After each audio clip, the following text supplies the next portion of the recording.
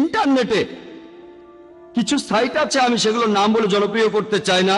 কিছু সাইট দেখে মনে করবেন সেটা ইসলামিক সাইট, সে সাইটে ঢুকে দেখবেন সেখানে ঘরের ভিতর সাপ। তারা যে ম্যাগাজিনগুলো ছাপায়, ইন্ডিয়ায় একটা প্রতিষ্ঠানের নাম Darul Nijat, home of salvation, আরবি নাম। এই প্রতিষ্ঠানের প্রেসিডেন্ট কে? সুলতান। সুলতান কে? সুলতান বল। Nidaye Ummid, call for hope, এটা খ্রিস্টান প্রতিষ্ঠান। এইসব নাম দেখে ভুলবেন না। এই সাইটগুলোর নাম আর আমি বলতে চাই না, কারণ তাহলে আপনারা সেখানে ঢুকবেন, তারপর ভুল জিনিসগুলো শিখবেন। তারা সেখানে এমন সব কথা লেখে যে সাধারণ মুসলিম তারাও ইসলামকে ভুল বুঝতে পারে। তারা পবিত্র কোরআনের কিছু আয়াত বেছে নিয়ে সমালোচনা করে। এখন আপনাদের বলছি যে এই মিডিয়া একই সাথে খুব ভালো আবার খারাপও। এটা পজিটিভ আবার একই সাথে নেগেটিভ। যেমন একটা ছুরি, এটা দিয়ে ভালো কাজ করা যায় আবার খারাপ কাজও করা যায়। ছুরি দিয়ে শাকসবজি আর রুটি কাটলে সেটা ভালো, কিন্তু ডাকাতি করলে সেটা খারাপ। একইভাবে মিডিয়ার কিছু সুবিধা আছে, অসুবিধাও আছে। মিডিয়ার পজিটিভ দিক আছে, নেগেটিভ দিকও আছে। এখানে ভালো জিনিস আছে, খারাপ জিনিসও আছে। আমরা এখন বর্তমানের বিজ্ঞান আর প্রযুক্তিকে ব্যবহার করে টেবিলটাকে উল্টে দেব, মিডিয়াকে ব্যবহার করব ভালো কাজের জন্য। বর্তমানে বেশিরভাগ মিডিয়াকে যেসব কাজের জন্য ব্যবহার করা হয় সেগুলো আসলে ভালো না। এই কারণে বেশিরভাগ উলেমা আর শিউখ তারা বলেন মিডিয়া থেকে সবাই দূরে থাকুন।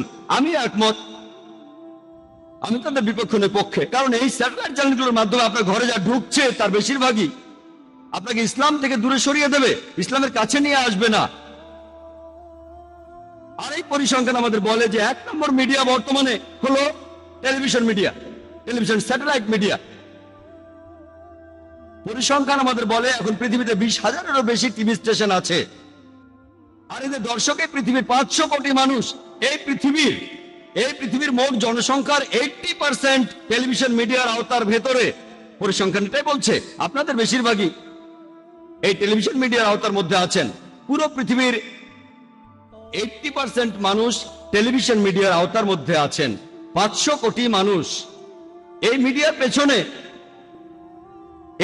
পেছনে ইনভেস্টমেন্ট কত জানেন? $40,000 কোটি।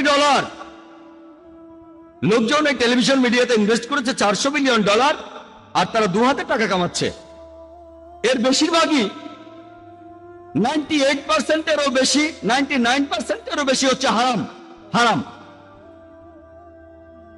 অশ্লীলতা আর ভুল তথ্য দিয়ে সত্য থেকে দূরে নিয়ে যাচ্ছে 99%-এরও বেশি। আমাদের এখন এই মিডিয়াকে ব্যবহার করে টেবিলটা উল্টে দিতে হবে। একবার ভাবেন, $40,000 কোটি ইনভেস্টমেন্ট শুধুমাত্র টিভি মিডিয়াতে। খ্রিস্টানদের 50টা চ্যানেল আছে, 100টা চ্যানেল আছে, আর 2 হাজার টাকা কামাচ্ছে।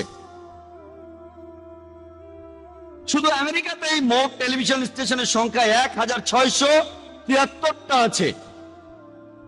এর মধ্যে 83টা চ্যানেল হলো ধর্মীয় চ্যানেল। চ্যানেলগুলোর বেশিরভাগ, প্রায় সবগুলো খ্রিস্টান চ্যানেল, বেশিরভাগই। পুরো পৃথিবীতে 100 খ্রিস্টান চ্যানেল আছে, কয়েকশো হিন্দু চ্যানেল আছে, জৈন চ্যানেল আছে। মুসলিম চ্যানেল কয়টা আছে? কয়টা? ইন্ডিয়াতে অনেক চ্যানেল আছে, হিন্দু চ্যানেল আছে। এই ইন্ডিয়াতে খ্রিস্টান চ্যানেল আছে একেবারে সেই এলাকার ভাষায়। ইংরেজিতে অনেক খ্রিস্টান চ্যানেল আছে। আর এখানে দক্ষিণ ইন্ডিয়ার নিজস্ব ভাষার চ্যানেল, যেটা দর্শক অল্প কিছু মানুষ, স্পেশালাইজড টার্গেট। পৃথিবীতে কয়েকশো খ্রিস্টান চ্যানেল আছে। 1 নম্বর হলো গড টিভি। কারা গড টিভির নাম শুনেছেন? হাত ওঠান। মাশাআল্লাহ, দেখা যাচ্ছে অনেকেই গড টিভির নাম শুনেছেন। গড টিভির সম্প্রচার শুরু হয় প্রায় 10 বছর আগে, 1995 সালে। প্রতিষ্ঠাতা একজন ব্রিটিশ, কিন্তু সম্প্রচারিত হয় ইসরায়েল থেকে। বর্তমানে এই গড টিভি 15টা স্যাটেলাইট থেকে সম্প্রচারিত হয়। পৃথিবীর 200টারও বেশি দেশে তাদের সম্প্রচারের আওতার মধ্যে আছে 27 কোটি 50 লক্ষ মানুষ। 27 কোটি 50 লক্ষ দর্শক তাদের আওতার মধ্যে। 200টা দেশে তারা মোট 15টা স্যাটেলাইট ভাড়া করেছে। গড চ্যানেল একটাই, তবে এশিয়ার জন্য একরকম, ইউরোপের জন্য আরেক রকম, আমেরিকাতে আরেক রকম, ইন্ডিয়ার জন্য আরেক রকম স্পেশালাইজেশন। যেমন ধরুন বিবিসি, বিবিসি ওয়ার্ল্ড একরকম, বিবিসি এশিয়া আরেক রকম, বিবিসি ইউরোপ আলাদা। কেন? 90% ক্ষেত্রে অনুষ্ঠানগুলো একই। তারা এখানে আসলে প্রাইম টাইমের সুযোগটাও নিতে চায়। ইংল্যান্ডের প্রাইম টাইম আর আরব আমিরাতের প্রাইম টাইম এক নয়, বোম্বের প্রাইম টাইমটাও আলাদা। এভাবে প্রাইম টাইম অনুযায়ী এক এক দেশে এক এক সময় অনুষ্ঠান প্রচার করে থাকে। এজন্য অন্যান্য স্যাটেলাইট ভাড়া করে। আর এই গড টিভি হলো খুবই জনপ্রিয় খ্রিস্টান মিশনারি চ্যানেলগুলোর মধ্যে একটা। এরকম আরো কয়েকশো খ্রিস্টান চ্যানেল আছে। এরকম মুসলিম চ্যানেল কটা আছে? আমি জানি অনেক মুসলিমই বিভিন্ন বিনোদনমূলক চ্যানেলের মালিক, অনেক 5টা 10টা 20টা এরকম। আমি নাম বলছি না, আপনারা হয়তো জানেন। এরকম অনেক চ্যানেল আছে। কতগুলো ইসলামিক চ্যানেল আছে, দাওয়ার জন্য কতগুলো আছে চ্যানেল। প্রথম যে চ্যানেলটা সম্প্রচার শুরু করে সেটা কাদিয়ানীদের MTVA, মুসলিম টিভি আহমেদিয়া। তারা মুসলিম না, মুসলিম টিভি আহমেদিয়া। আর এটা এখন দুবাইতেও আছে, মুসলিম টিভি আহমেদিয়া। সাধারণ মানুষ চ্যানেলটা দেখে ভাববে এটা মুসলিম চ্যানেল, আর নামটাও মুসলিম, কিন্তু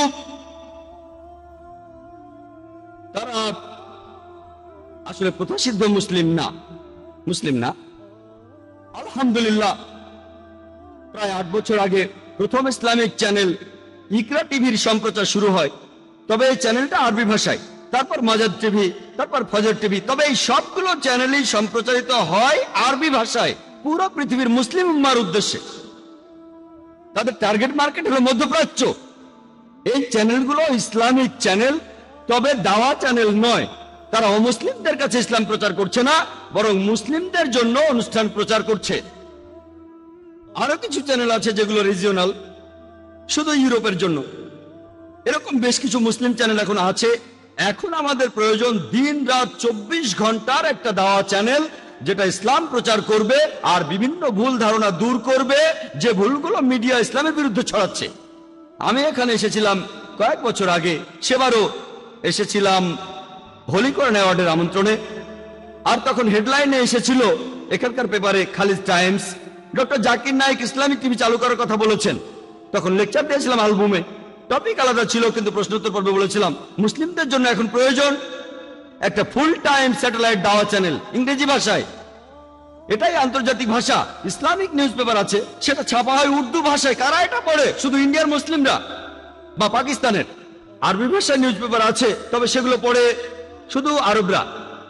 আমি এমন বলছি না যেটা ভুল, তবে আমাদের এখন প্রয়োজন দাওয়ার জন্য নিউজ পেপার, দাওয়ার জন্য টিভি চ্যানেল। আলহামদুলিল্লাহ সুম্মা আলহামদুলিল্লাহ, আমরা সবাই এ দর্শনে বিশ্বাস করি। সামনে যত কাজই থাকুক, অপেক্ষা করবেন না। কাজ যদি খুব বেশি হয়, আমরা খুব ছোট্ট একটা প্রতিষ্ঠান, কাজ যদি বেশি হয়, আল্লাহ আপনাকে যা দিয়েছেন সেটাতেই শুরু করুন। যদি মাত্র 1000 রিয়াল থাকে, 1000 দিরহাম থাকে, সেটা দিয়ে শুরু করুন, ইনশাআল্লাহ আপনি সফল হবেন। আর 8 বছর আগে মুসলিমরা স্যাটেলাইট চ্যানেলের মাধ্যমে সম্প্রচার শুরু করেছেন। আর আলহামদুলিল্লাহ সুম্মা আলহামদুলিল্লাহ, আমরাও চেষ্টা করছি প্রত্যেক দিন 8 ঘন্টা থেকে 2 ঘন্টার অনুষ্ঠান 6টা ইন্টারন্যাশনাল স্যাটেলাইট চ্যানেলে প্রচার করতে। 6টা প্রত্যেক দিন। অনুষ্ঠানগুলো শুধু মুসলিমদের জন্য না, যেমন Iqra TV, Q TV, ARY digital Islam channel. আমরা অমুসলিমদের জন্যও করি সিনেমার গানের চ্যানেল ইটিসি। 24 ঘন্টা সিনেমার গান হারাম, অন্তত আধা ঘন্টা তো হালাল হচ্ছে। তারা দেখছে জোকার মতো একজন লোক, তারা জোকারের মতো একজন লোককে দেখছে, আর সেই জোকার মতো লোকের গায়ে কোট, মাথায় টুপি, মুখে দাড়ি, গলায় টাই। আর অন্য একজন তাকে প্রশ্ন করছে যে ইসলাম এখানে একজন পুরুষকে একাধিক বিয়ের অনুমতি দেয়। আবে মজা আয়েগা, খুব মজা হবে। তারপর প্রশ্নটার উত্তর শোনে আর অনেকে মেনে নেয়। তাই আমরা যেটা করি, আমরা অনুষ্ঠানগুলো ফ্রি দিয়ে দেই, টাকার দরকার নেই। কারণ আমরা যদি বলি এই অনুষ্ঠানগুলো তৈরি করতে কয়েক হাজার ডলার খরচ হয়েছে, এগুলোর জন্য চার্জ করলে তারা হয়তো মাত্র একটা অনুষ্ঠান দেখবে, তাই এগুলো ফ্রি দিয়েছি। আর মাশাআল্লাহ অনেক চ্যানেলই প্রতিদিন দেখায়, কারণ এগুলো ফ্রি দিচ্ছি। আমরা আখিরাতের জন্য পুরস্কার পাবো ইনশাআল্লাহ। আমি কয়েক বছর আগে আলবুমে বলেছিলাম যে আমাদের ইসলামিক চ্যানেল প্রয়োজন, একটা দাওয়া চ্যানেল। আলহামদুলিল্লাহ সুম্মা আলহামদুলিল্লাহ, আপনারাও শুনে খুশি হবেন যে ইনশাআল্লাহ ইনশাআল্লাহ আগামী 2-3 সপ্তাহের মধ্যে আমরা শুরু করতে যাচ্ছি একটা ইসলামিক দাওয়া চ্যানেল। চ্যানেলটার নাম হবে পিস টিভি।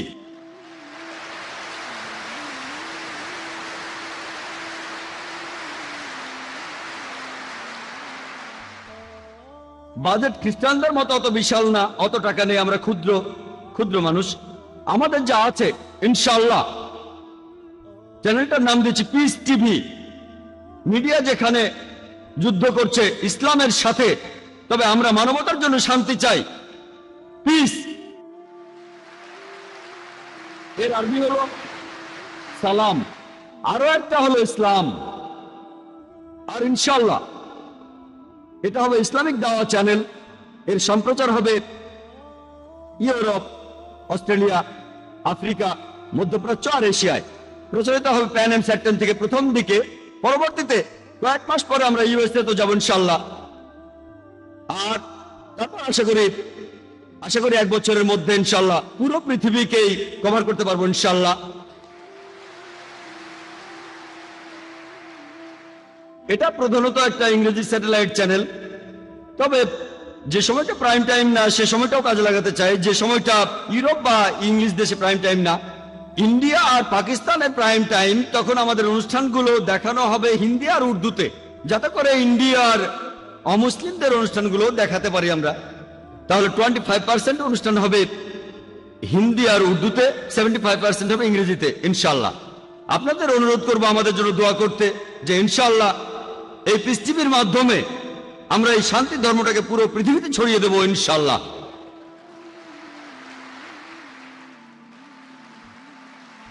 আমি কয়েক বছর আগে আলবমে বলেছিলাম যে আমাদের ইসলামিক চ্যানেল প্রয়োজন, একটা দাওয়া চ্যানেল। আলহামদুলিল্লাহ সুম্মা আলহামদুলিল্লাহ, আপনারাও শুনে খুশি হবেন যে ইনশাআল্লাহ আগামী 2-3 সপ্তাহের মধ্যে আমরা শুরু করতে যাচ্ছি একটা ইসলামিক দাওয়া চ্যানেল। চ্যানেলটার নাম হবে পিস টিভি।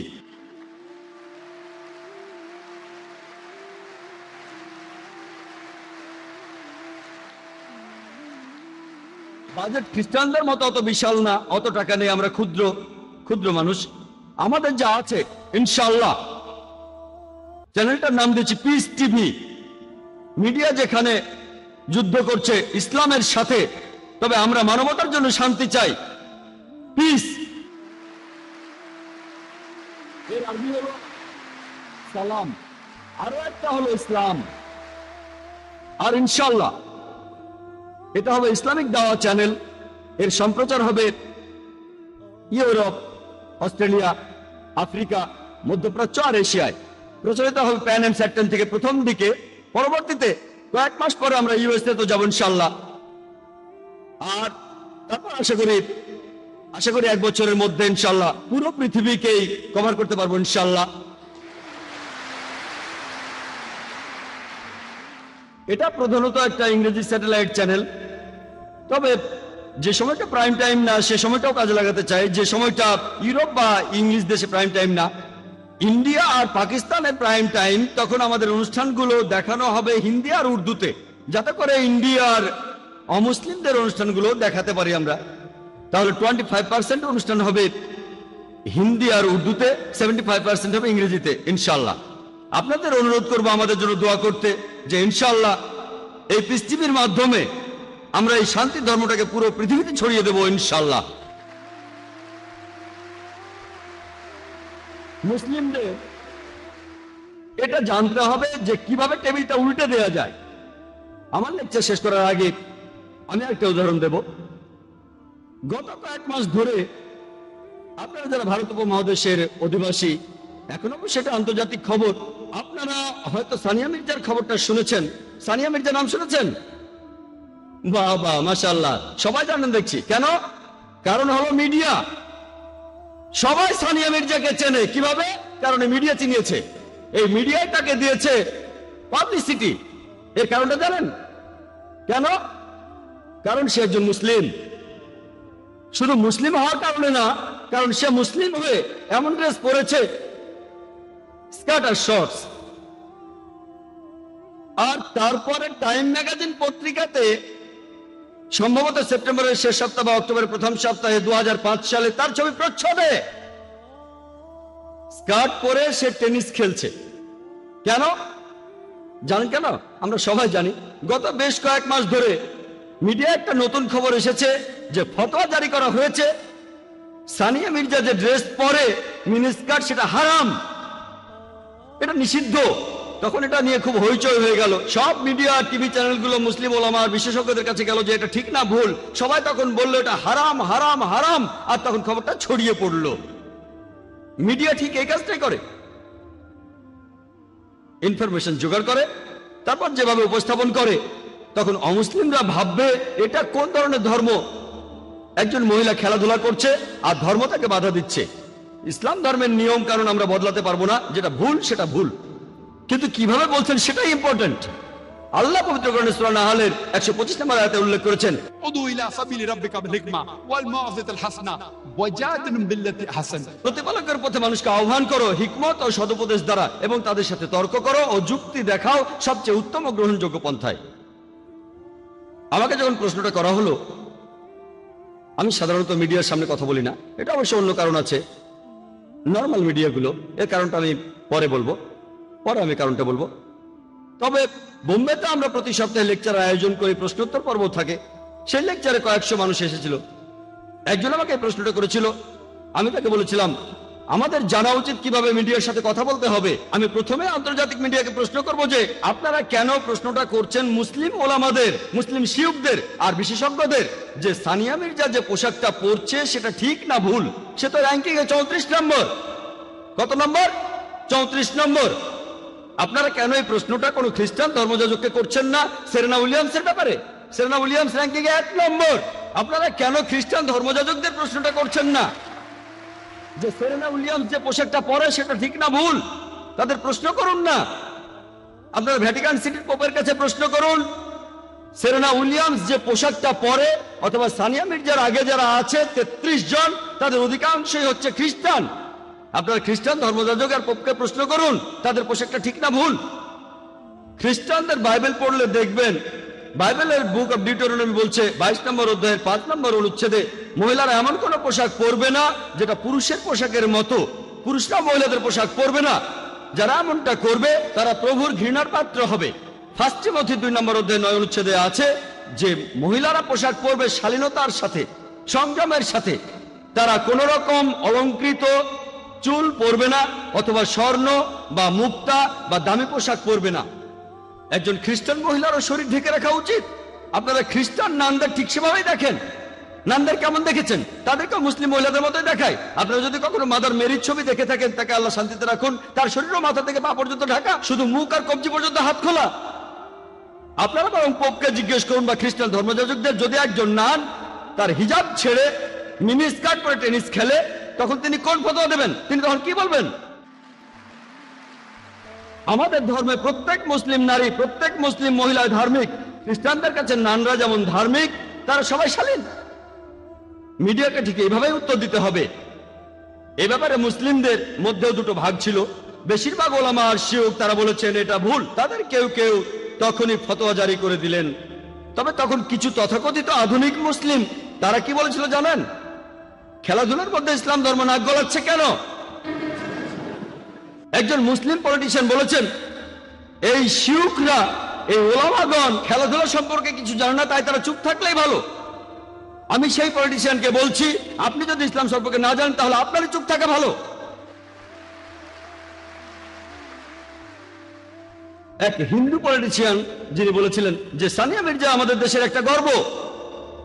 যে লোক সানিয়া মির্জার বিরুদ্ধে কথা বলবে সে দেশদ্রোহী, সে দেশকে ভালোবাসে না, সে দেশকে ভালোবাসে না। স্টেটমেন্ট।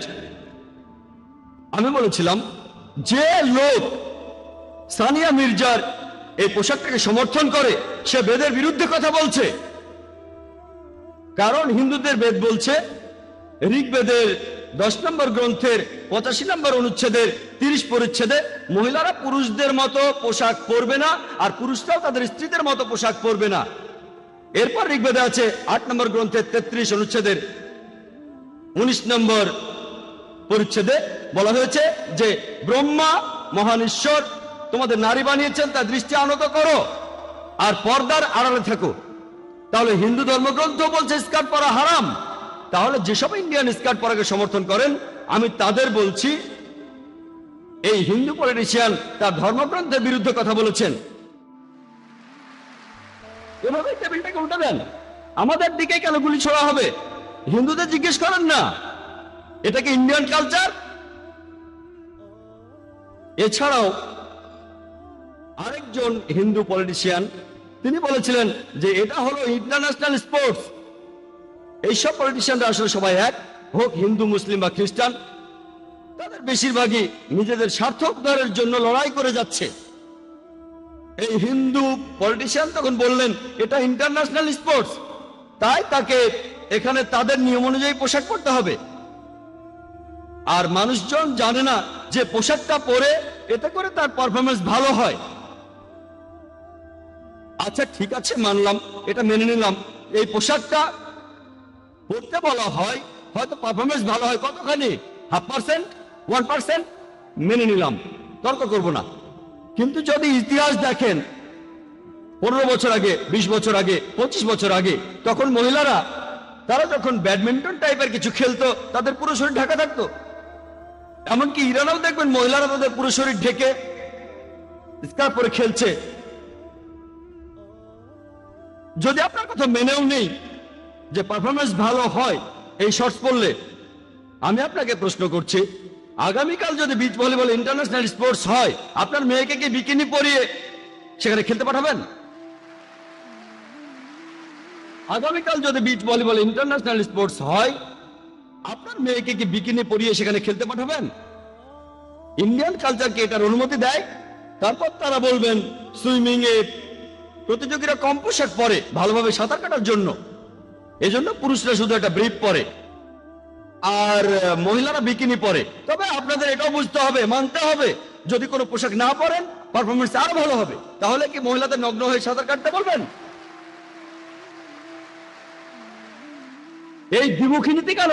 তখন তিনি বলবেন না না, এটা অশালীন। আপনাদের শালীনতার লেভেল এখানে, আমাদের শালীনতার লেভেল এখানে। আপনাদের এই ব্যাপারটা বুঝতে হবে। আপনাদের কাছে যেটা শালীন, আমাদের কাছে সেটা অশালীন। কেন আপনারা এই নিয়মটা করছেন না যে সুইমিং এ পুরুষ মহিলা নগ্ন হয়ে সাঁতার কাটবে, এতে পারফরমেন্স আরো ভালো হবে? কিন্তু না, তাদের শালীনতার লেভেল এখানে। তাই এভাবে উত্তর দিয়ে টেবিলটাকে উল্টে দিতে হবে। দুর্ভাগ্যজনকভাবে আমরা চুপচাপ বসে থাকি, আমরা মিডিয়ার কাছে নিজেদের হাসির পাত্রে পরিণত করেছি। প্রশ্নটার ব্যাপারে আসি, ওলামাদের কিভাবে উত্তর দেওয়া উচিত। আমি এই সব ওলামাদের বিপক্ষে নই, আসলে তারা মিডিয়ায় কথা বলতে অভ্যস্ত নন। যদি আমাকে কেউ প্রশ্নটা করে ইসলামিক দৃষ্টিভঙ্গি এ ব্যাপারে ইসলাম কি বলে যে সানিয়া মির্জা একজন টেনিস খেলোয়াড় হয়ে যে রকম পোশাক পরে, এটা ঠিক না ভুল, আমি উত্তরে বলতাম সানিয়া মির্জা সম্পর্কে বলার আগে আমি আরেকটা কথা বলি যে অনেক মুসলিম পুরুষ আছেন যারা ক্রিকেট খেলেন, ইন্ডিয়ান টিমে খেলেন, অন্যান্য টিমেও খেলেন, তাদের অনেকেই সালাহ আদায় করেন না। সহিহ মুসলিম বলছে বুক অফ সালাতে ঈমান আর কুফরির মধ্যে ব্যবধানটা হলো সালাহ। সালাহ হলো তাওহীদের পরে সবচেয়ে গুরুত্বপূর্ণ স্তম্ভ, খুবই গুরুত্বপূর্ণ। শিরক করার পর সবচেয়ে বড় গুনাহ হলো সালাহ আদায় না করা। তাই আমার মত অনুযায়ী যেসব মুসলিম পুরুষ ক্রিকেট খেলেন আর সালাহ আদায় করেন না, তারা সানিয়া মির্জা চাইতে বড় গুনাহগার। সানিয়া মির্জা সালাহ আদায় করে।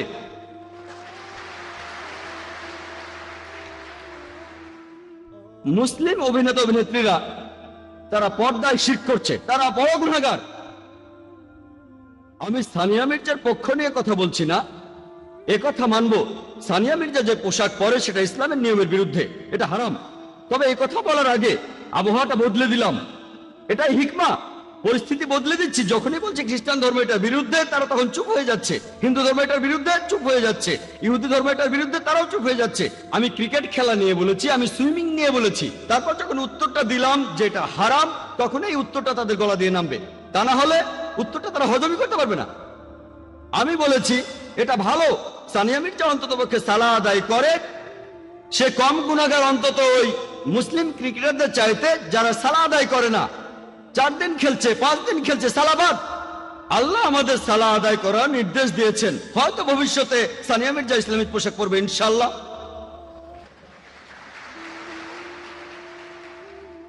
তারপর সে পুরুষদের সাথে খেলতে পারবে কি পারবে না সেটা আরেকটা ইস্যু। কিন্তু আমি এমন ফতোয়া দিচ্ছি না যে সে যা করছে ঠিক। তবে মুসলিমদের এটা জানা উচিত কিভাবে টেবিলটা উল্টে দেওয়া যায়, কিভাবে হিকমার সাথে উত্তর দেওয়া যায়। যখনই আপনি এভাবে উত্তর দেবেন তখনই সবাই চুপ হয়ে যাবে। দুর্ভাগ্যজনকভাবে আমরা মুসলিমরা মিডিয়ার সামনে নিজেদেরকে হাসির পাত্রে পরিণত করছি। সাধারণত আমি মিডিয়ার সামনে কোনো ইন্টারভিউ দেই না। কেন? ধরুন আমি 5 মিনিট ধরে একটা প্রশ্নের উত্তর দেই, বেশিরভাগ সময় তারা উদ্দেশ্যমূলকভাবে এটা এডিট করে আর আমার বক্তব্যটা বদলে দেয়।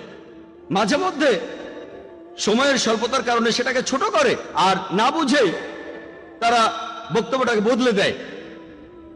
ইচ্ছা অনিচ্ছা জানি না, তবে বেশিরভাগ সময় হয়ে থাকে আমার উত্তরটা যদি ঠিকমতো হয় তারা কেটে ফেলে, এডিট করে ফেলে, তারপর উত্তরটা শুনে অন্যরকম মনে হবে, অথবা না বুঝে শুনে ছোট করতে গিয়ে আমার বক্তব্যটা অন্যরকম হয়ে যায়। এজন্য ইচ্ছে করেই তাদের আমি এড়িয়ে চলি। যদিও অনেক মিডিয়া থেকে আমাকে আমন্ত্রণ জানানো হয়, অনেক আন্তর্জাতিক মিডিয়াতে ইন্টারভিউর জন্য ডাকা হয়, আমাকে বেশিরভাগ সময় এড়িয়ে চলি। ইনশাআল্লাহ যখন আমাদের চ্যানেল হবে তখন সঠিক চিত্রটা তুলে ধরতে পারবো। আমাদের টেপের কপি দেব, যদি দেখতে চান এটা দেখেন, যদি এডিট করেন আমাদের চ্যানেলে সম্পূর্ণটা দেখাবো ইনশাআল্লাহ।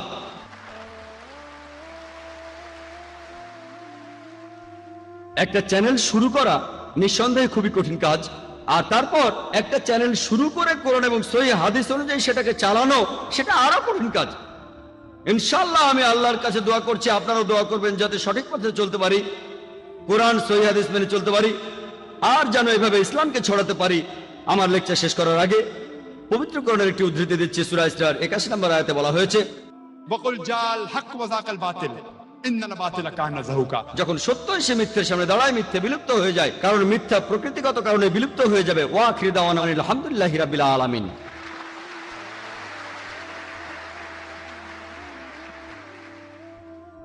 আশা করি আল্লাহ তাআলা আমাদের বক্তা জাকির নায়েককে পুরস্কৃত করবেন তার এই তথ্যবহুল লেকচারের জন্য। এখন আমি ডাক্তার মোহাম্মদ নায়েককে অনুষ্ঠান পরিচালনার জন্য অনুরোধ জানাচ্ছি। আসসালামু আলাইকুম। আপনাদের সবাইকে অনেক ধন্যবাদ। আল্লাহ আপনাদের পুরস্কৃত করুন। এখন আমরা শুরু করতে যাচ্ছি সবচেয়ে আকর্ষণীয় সেশন, উন্মুক্ত প্রশ্ন উত্তর পর্ব। আমরা এই সেশনটা শুরু করার আগে একটা ধারণা নিই। আপনারা কি আমাকে বলবেন, আপনারা উপস্থিত শ্রোতারা কতজন ভাবছেন জাকির নায়েকের লেকচারের পরে ইসলাম মানব জাতির জন্য শান্তি চায়? আপনাদের হাত তুলবেন প্লিজ। আলহামদুলিল্লাহ, আলহামদুলিল্লাহ। এবারে আপনারা বিভিন্ন প্রশ্ন করবেন ডক্টর জাকিরকে। আপনাদের নিশ্চিত করছি সব প্রশ্নে আমরা গুরুত্ব সহকারে শুনব, তারপর উত্তর দেওয়ার চেষ্টা করব। আমরা আসলে বিভিন্ন সমস্যার সমাধান চাই, মানব জাতির বিভিন্ন সমস্যা। যেমন জাকির নায়েক আজকে বললেন, আজকের আলোচনার বিষয়বস্তু ছিল মিডিয়া এবং ইসলাম, যুদ্ধ নাকি শান্তি। আমি এবারে সংক্ষেপে বলি, শান্তির জন্য যুদ্ধ এই স্লোগান দিয়ে অনেক অত্যাচারী শাসকই এই পৃথিবীতে হত্যাযজ্ঞ চালিয়েছে, ধ্বংসযজ্ঞ চালিয়েছে, আর শান্তি মানুষের জীবন থেকে হারিয়ে গেছে। ইসলাম শান্তির ধর্ম, ভেতরে বাইরে সব দিক থেকে।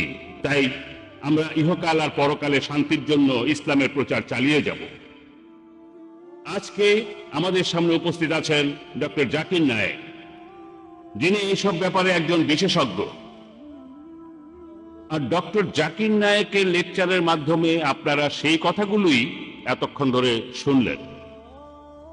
এখনকার এই প্রশ্নোত্তর পর্বের কোঅর্ডিনেটর হিসেবে আমি আমাদের ভলান্টিয়ারদের বলবো, উপস্থিত মুসলিম শ্রোতাদেরও অনুরোধ করব, দয়া করে এখানে উপস্থিত অমুসলিম ভাইদের আগে প্রশ্ন করার সুযোগ দেন। তাদের মধ্যে যারা সাংবাদিক আছেন তাদের আগে বলতে দেন। তাহলে এবারে আমার বাম পাশের মাইক থেকে প্রথম প্রশ্নটা করা হচ্ছে। হ্যাঁ ভাই। হাই, আমার নাম রাহুল ভাটিয়া, আমি পেশায় একজন ইঞ্জিনিয়ার। আমার প্রশ্নটা হলো, পবিত্র কোরআনে সূরা হজের 47 নম্বর আয়াতে আছে, বলা হয়েছে তোমার প্রতিপালকের কাছে একদিন তোমাদের হিসাবে 1000 বছরের সমান। এছাড়াও সূরা সাজদার 5 নম্বর আয়াতে আছে, তোমাদের প্রতিপালকের একদিনের পরিমাপ হবে তোমাদের হিসাবে 1000 বছরের সমান। এরপর সূরা মারিজের 4 নম্বর আয়াতে বলা হয়েছে, ফেরেশতা এবং রূহ আল্লাহর দিকে ঊর্ধ্বগামী হয় এমন একদিনে যার পরিমাণ পার্থিব 50,000 বছর, তাহলে একদিন সমান কত হবে? 1,000 বছর না 50,000 বছর আল্লাহ তাআলার কাছে? আপনার নাম রাহুল, তাই না? জি। আপনি তো গতকাল সৃষ্টির 6 দিন নিয়ে আমাকে প্রশ্ন করেছিলেন। মাশাআল্লাহ, আপনাকে ভালোবাসি। আমিও আপনাকে ভালোবাসি। এখন আপনাকে বলি, ইন্টারনেটে দেখবেন এগুলো খুবই কমন প্রশ্ন। আপনাকে এগুলো জানার জন্য বিশেষজ্ঞ হতে হবে না, আপনি ইন্টারনেটে চলে যান, ইসলাম বিরোধী সাইটগুলোতে এরকম অনেক কিছুই পাবেন। আমি শিওর যে ভাই রাহুল, আপনি বোধহয় পুরো কোরআন পড়েননি। না, পুরোটা পড়িনি। হ্যাঁ, আমিও জানি। এটা ছাড়াও আমার আরো প্রশ্ন আছে। Sorry? আমি আরো কিছু প্রশ্ন করতে চাই, তবে আগে এটার উত্তরটা জানতে চাই। তাহলে দেখছেন, আপনি যদি সত্যটা জানতে চান, হ্যাঁ। প্রথমে আপনাকে আসল উৎসটা পড়ে দেখতে হ্যাঁ। হবে। যদি খ্রিস্টান ধর্মকে জানতে চাই আর খ্রিস্টান বিরোধী বইগুলো পড়ি, তাহলে আমি এক পেশে হয়ে যাব। তাই আমি আপনাকে অনুরোধ করছি, প্রথমে ভালো সাইটগুলো দেখেন, পবিত্র কোরআন পড়েন, তারপর 2টো না 200টা প্রশ্ন করেন আমাকে, ইনশাআল্লাহ আমি উত্তর দেব। অবশ্যই হ্যাঁ, এখনো বুঝেছি। উত্তর দেব। ওকে। তবে আমি দাওয়ার কাজে নিয়োজিত, এটা বুঝি যে লোকে ইসলাম বিরোধী সাইটগুলো দেখে, প্রথমে সেখানে নেগেটিভ পয়েন্টগুলো দেখে মেনে নিয়ে ইসলামের বিরুদ্ধে চলে যায়। ইসলাম সম্পর্কে জানতে হলে ভালো সাইটগুলোতে যান, এমন সাইটে যাবেন না যেমন অ্যানসারিং ইসলাম। এখানে আমি একটা কথা বলি। আপনার উত্তরটা দিচ্ছি, সমস্যা আসলে নেই। না না, যেটা আমি বলছি, আমি আসলে আধা ঘন্টা ধরে ইসলাম সম্পর্কে ভালো কথা বলতে মাশাআল্লাহ, পারবো। ভালো। আমি এখানে একেবারেই নিরপেক্ষ। আমি উত্তরটা দিচ্ছি, এটা নতুন প্রশ্ন না, এটা নতুন না, এই প্রশ্নের উত্তর অনেক আগে দিয়েছি আমি সবকিছু রেফারেন্স দিতে পারি। মাশাআল্লাহ ভাই, আপনি প্রশ্ন করলেন যে কোরআনের 2টো জায়গায় আল্লাহ বলেছেন একদিনের সমান হলো 1000 বছর। আরেক জায়গায় সূরা মারিজের 4 নম্বর আয়াতে উল্লেখ করা হয়েছে আল্লাহ তাআলার একদিনের সময়কাল হলো 50,000 বছর। এটা কি পরস্পর বিরোধী নয়? এক জায়গায় বলা হচ্ছে 1000 বছর, আর এক জায়গায় বলা হচ্ছে 50,000 বছর। আরবি ভাষায় এই শব্দটা হলো ইয়ম, এই শব্দটা হলো ইয়ম। ইয়ম। এখন ইয়ম এর 2টো অর্থ আছে। একটা অর্থ হলো দিন, দিন দিন 24 ঘন্টা একদিন। অন্য অর্থটা হচ্ছে একটা সময়কাল, একটা যুগ। এটা যে কোনো একটা সময়কাল হতে পারে। তাহলে ইয়মের একটা অর্থ হলো দিন, আরেকটা অর্থ হলো একটা সময়কাল। তাহলে যদি সঠিকভাবে কোরআন পড়েন, একটা আয়াত বলছে যে একদিন সবকিছু আল্লাহ সুবহানাহু ওয়া তাআলার কাছে উপরে চলে যাবে, যেদিনের পরিমাণ হবে 1000 বছর তোমাদের হিসেবে। একটা দিন, একটা সময়কাল, যেটা সময় হবে তোমাদের হিসেবে 1000 বছর। অন্য জায়গায় সূরা মারিজের 4 নম্বর আয়াতে উল্লেখ করা হয়েছে যে ফেরেশতাগণ যখন আল্লাহ তাআলার দিকে ঊর্ধ্বগামী হয়, এই সময় যে সময়টা লাগে একটা সময়কাল, যেটা পার্থিব 50,000 বছরের সমান। উদাহরণ হিসেবে আপনাকে বলি, ধরুন যদি আমি দুবাই থেকে আবুধাবি যেতে চাই, 1 ঘন্টা সময় লাগবে। আর যদি আমি দুবাই থেকে যাই ধরুন আমেরিকাতে, খুবই স্লো একটা প্লেনে সময় লাগবে 50 ঘন্টা। দুবাই থেকে আবুধাবি যেতে আমার মোট সময় লাগবে 1 ঘন্টা, আর দুবাই থেকে নিউ ইয়র্ক যেতে আমার সময় লাগবে মোট 50 ঘন্টা। এটা পরস্পর বিরোধী কথা নয়, কারণ এই 2টো বিষয় আসলে আলাদা বিষয়। তাই আল্লাহ এক জায়গায় বলছেন একদিন সবকিছু